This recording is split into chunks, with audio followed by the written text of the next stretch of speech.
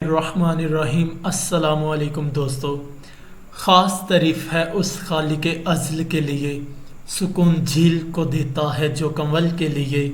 मैं उनके नाम से करता हूँ इब्तदाए कलाम, कि जिनके नाम फरिश्तों ने भी संभल के लिए। बेसिकली आज मैं आपको प्राइस एक्शन ट्रेडर और टेक्निकल एनालिसिस के ऊपर जो लोग ट्रस्ट करते हैं उनका एक बहुत ही खूबसूरत सा सेटअप शेयर करने वाला हूँ। और बहुत ही खूबसूरत कह लें कि ये स्ट्रेटजी है।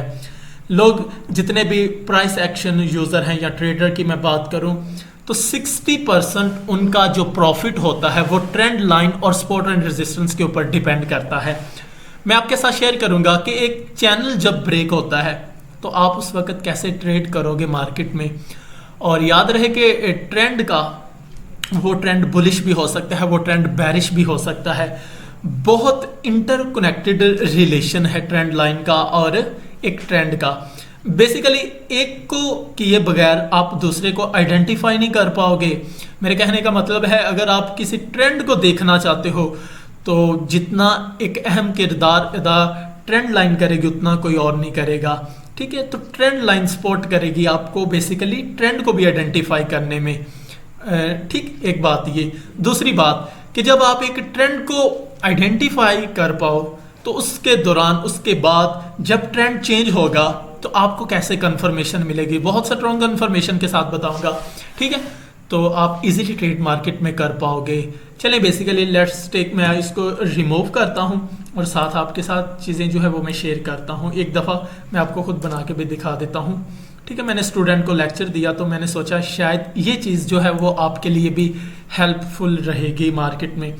आप स्टॉक ट्रेडर हो, फॉरेक्स हो, कमोडिटी में कर रहे हो, निफ्टी बैंक निफ्टी ट्रेडर हो, तो ये एक चीज़ कॉमन है। ठीक है, ये सभी में चलती है।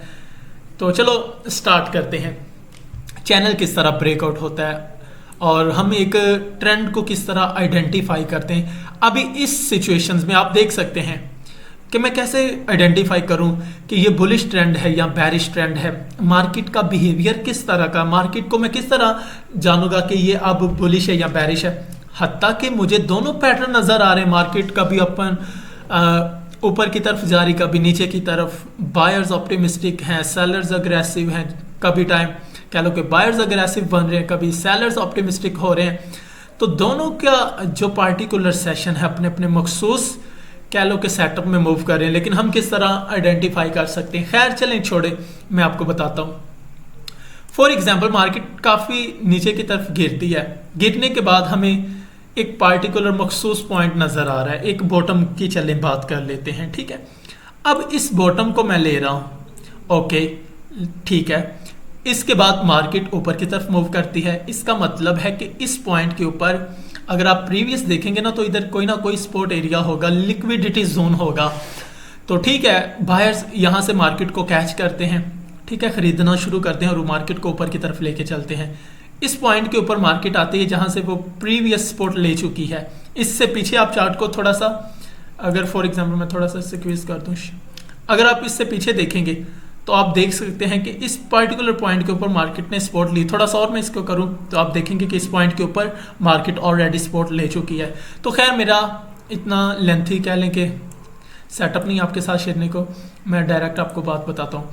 ओके, इस पॉइंट के सही लेते हैं। ठीक है, मार्केट ने सपोर्ट ली, ऊपर की तरफ मार्केट मूव की, मार्केट ने थोड़ा सा कंसोलिडेट किया, फिर ऊपर की तरफ मूव किया। अब इस पार्टिकुलर जोन में, इस पार्टिकुलर रेंज में आप देखेंगे जब वो कंसोलिडेट कर रही है तो जो लास्ट पे जिस पॉइंट से वो ऊपर की तरफ बढ़ना चाह रही है, एक बुल दिखाना चाह रही है, मोमेंटम दिखाना चाह रही है, वो जो क्लोजिंग प्राइस है वो पिछले क्लोजिंग प्राइस से ऊपर की तरफ है। यानी कि ये वाला हमारे पास इस पॉइंट के ऊपर बन रहा है और इससे जो अगला है वो इस पॉइंट के ऊपर बन रहा है। मार्केट ने हाई भी बनाया लेकिन उसके बाद फिर लो। अब इस पॉइंट के फिर ऑनवर्ड मार्केट मूव करती है, ऊपर की तरफ चली जाती है इस पार्टिकुलर रेंज में। यानी कि इधर आपको रेजिस्टेंस एरिया देखने को मिलेगा, जैसा कि ये आप देख भी रहे हैं। ठीक है, जैसे कि ये देखें इस पार्टिकुलर रेंज में, यानी कि रेजिस्टेंस एरिया है तो रिजेक्ट होना मार्केट शुरू होगी। सॉरी। अब ठीक है, मार्केट अगेन रिट्रेस करती है, अपना एक फिर लो बनाती है। अब ये वाला जो लो है वो इससे ऊपर की तरफ है, यानी कि इसके नीचे नहीं है। फिर मार्केट ऊपर की तरफ जाती है, उसी रेजिस्टेंस एरिया से रिजेक्ट होने के बाद मार्केट ठीक है एक अच्छा खासा फिर लो बनाती है। अब ये जो लो है ये बेसिकली इस लो से ऊपर, ये नीचे है, ये ऊपर की तरफ, इसके बाद फिर मार्केट ऊपर की तरफ जाती है, ठीक है, इस पॉइंट के ऊपर, तो फिर मार्केट नीचे की तरफ लो बनाती है, इस पॉइंट में फिर कंसोलिडेट कर रही है। अब देखो लो से हाई, हाई से हाई, फिर हायर हाई बनाती जा रही है। मेरे कहने का मतलब, आप अगर इस ट्रेंड को आइडेंटिफाई नहीं कर पाए तो फिर मेरे कहने का मतलब है कि आप सेलिंग प्रेशर की एक जो लॉन्ग ट्रेड है उसमें ट्रैप हो सकते हैं। आप ज़्यादातर सेल की ट्रेड लेंगे, मार्केट जब भी थोड़ा सा नीचे की तरफ डंप करना चाहेगी तो आप फिर फॉरन ट्रेड ले लो, जिस तरह ये हमारे पास, इसी तरह ये हमारे पास पैटर्न, इसी तरह ये पैटर्न है, ठीक है, उससे प्रीवियस थोड़ा सा ये हमारे पास पैटर्न दिखाई दे रहा है। तो इस ट्रैप में आप ट्रैप होना स्टार्ट हो जाओगे। बेसिकली ये एक झांसा है जो आपको कैप्चर कर रहा है। चले खैर, अब हमें पता चल गया कि ये तो एक चैनल में मार्केट घूम रही है, एक पैटर्न में मूव कर रही है, और ये जो ट्रेंड है वो बुलिश ट्रेंड है। रीजन इज दैट जो पिछला लो है उससे अगला लो उससे भी ऊपर है, उससे जो अगला क्लोज है वो उससे भी ऊपर है, फिर उससे अगला क्लोज उससे भी ऊपर है, फिर उससे जो अगला क्लोज है वो उससे भी ऊपर है। तो ये तो एक बुलिश ट्रेंड चल रहा है, तो मैं क्यों एक बेरिश ट्रेंड में ट्रेड करूं? हाँ, अगर करता भी हूं तो एक छोटे से रेंज में करनी पड़ेगी, ज्यादा करेंगे तो फिर ट्रैप हो जाएंगे, आपके स्टॉप लॉस हिट होंगे, ठीक है। चलें खैर, अब आपने करना क्या है, आप बेसिकली ट्रेंड लाइन को ड्रा करोगे इसके ऊपर। आप सिंपली इस ट्रेंड लाइन को भी ड्रा कर सकते हो, सिंगल एक लाइन, लेकिन मैं पैरेलल चैनल का इस्तेमाल करूंगा। ये आप देख सकते हैं पैरेलल चैनल, अगर मैं थोड़ी सी अपनी इसको इधर करूं तो आप देख सकते हैं, ये देखिए पैरेलल चैनल। बेसिकली ये ट्रेंड लाइन का ही रोल प्ले करते हैं। मैं सिंपली इधर एक लोअर को लूंगा और इसका एक जो हाई होगा उसके ऊपर ड्रैग करके इसके जो बॉडी वाले क्लोज वाले हिस्से होंगे मैं उनके ऊपर एक दफ़ा क्लिक कर दूंगा, तो ये मेरी जो ट्रेंड लाइन है वो ड्रा हो चुकी है। ओके, सिमिलरली अब नीचे भी ड्रा करूंगा, तो अब मैं नीचे वाला एक लोअर लूंगा और फिर उस ऊपर टॉप से एक लोअर लूंगा और उसको आपस में इंटरकनेक्टेड कर दूंगा, ठीक है। याद रहे कि जहां पर बॉडी क्लोज हो वहां पर आपने एक एक्यूरेट तरीके से जो है वो ड्रा करनी है, वरना आप रेंज को कैप्चर करेंगे तो फिर वो ज़्यादा कह लें कि ओवर लगेगी, ठीक है।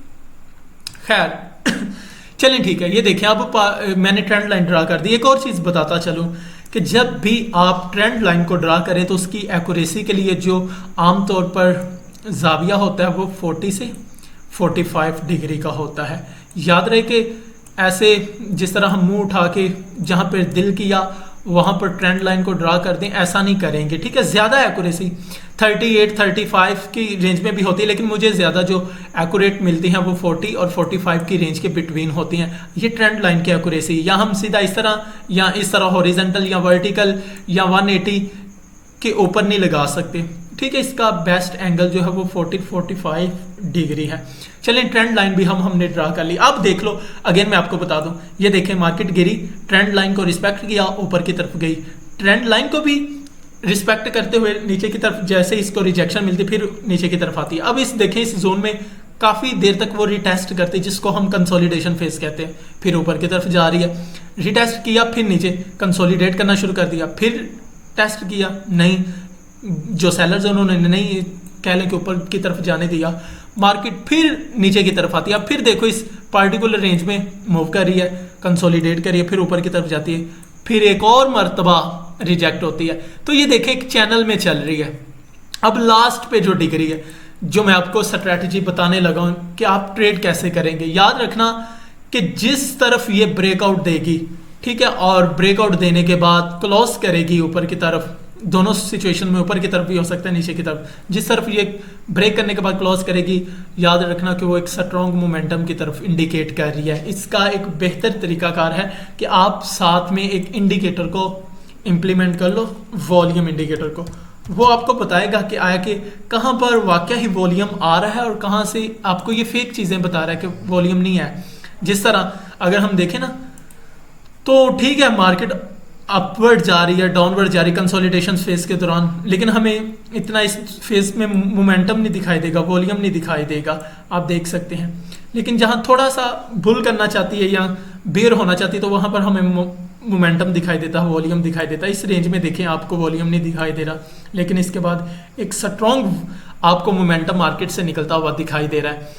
अब जो प्राइस एक्शन और टेक्निकल एनालिसिस के ऊपर ट्रस्ट करते हैं, बिलीव करते हैं, वो इसके ब्रेकआउट होने का वेट करेंगे, टूटने का वेट करेंगे, इंतजार करेंगे कि ये जो ट्रेंड लाइन बेसिकली जिसको मार्केट रिस्पेक्ट देती आ रही है ये टूटे तो मैं ट्रेड करूंगा।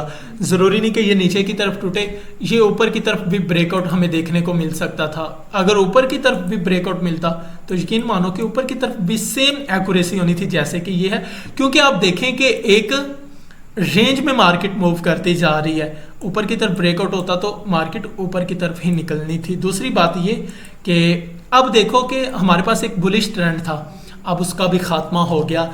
रीजन, वजह, लॉजिक क्या है कि एक बुलिश ट्रेंड खत्म क्यों हो रहा है? हमने देखा था कि जो मार्केट लो बनाती जा रही है, जो हाई बनाती है, जो भी मार्केट के क्लोज करता है वो पहले से ऊपर की तरफ होता है। लेकिन अब क्या हुआ, जो मार्केट ने क्लोज किया वो पिछले लो से नीचे की तरफ आ गया। तो पता चला कि अब इस पैटर्न के अकॉर्डिंग इस ब्रेकआउट की वजह से प्रीवियस जो ट्रेंड है वो खत्म हो चुका है। वो जो बुलिश कह लें कि एक ट्रेंड चल रहा था वो अब खत्म हो चुका है। रीजन इज दैट मार्केट में मोमेंटम जो है वो आउट हुआ है और उसने प्रीवियस लॉ से मार्केट को नीचे की तरफ क्लोज किया। अब इस पॉइंट के ऊपर अगर आप देखें ना तो मार्केट ने बेसिकली सपोर्ट ली हुई है, मार्केट ने सहारा लिया हुआ है, मार्केट सहारा लेके ऊपर की तरफ चल रही है। तो आप साथ साथ हॉरिजॉन्टल लाइन का भी इस्तेमाल कर लिया करें, ठीक है, सपोर्ट एंड रेजिस्टेंस के तौर पर। तो अगर मैं देखूँ ना तो इस पर्टिकुलर रेंज में मार्केट सपोर्ट ले रही है तो ये मैंने एक लेवल लगा दिया। अब अगर इसी तरह अब अगर मार्केट रिजेक्ट होती तो इस पॉइंट पर हमें देखने को मिलेगा सेम इसी तरह ये रेक्टेंगल्स का भी आप इस्तेमाल कर सकते हैं। ये देखिए ये एक जोन है, बहुत अच्छा जोन माना जा रहा है, यहाँ मार्केट ने काफ़ी अच्छी सपोर्ट भी ली हुई है। और अब अगर ये ऊपर की तरफ बुल करती है तो हमें इस पॉइंट के ऊपर रिजेक्शन भी देखने को मिलेगी। ये वो एरिया है। तो मेरे ख्याल से आपको थोड़ी सी समझ आई होगी कि एक ट्रेंड को कैसे समझना है, एक ट्रेंड लाइन को कैसे समझना है। ट्रेंड लाइन जब ब्रेकआउट होती है, ये जो चैनल में चैनल्स की बेसिकली एंट्री होती है, चैनल ब्रेकआउट बेसिकली वो क्या कर रहा होता है, एक ट्रेंड लाइन को ब्रेक कर रहा होता है और उसके बाद फिर एक स्ट्रॉन्ग एंट्री बनती है। इसके लिए कंफर्मेशंस बहुत स्ट्रॉन्ग मैंने आपको बताई कि एक तो क्लोज नीचे होना चाहिए ट्रेंड लाइन के, और दूसरा मार्केट से मोमेंटम जो है वो वाकई ही आपको नजर आए कि निकल रहा है। ये ना हो कि एक फेक ट्रैप में आप फंस जाए, तो इस चीज़ से आपने अवॉइड करना है। तो उम्मीद है कि इंशाल्लाह आप इस पैटर्न को कभी भी कह लें कि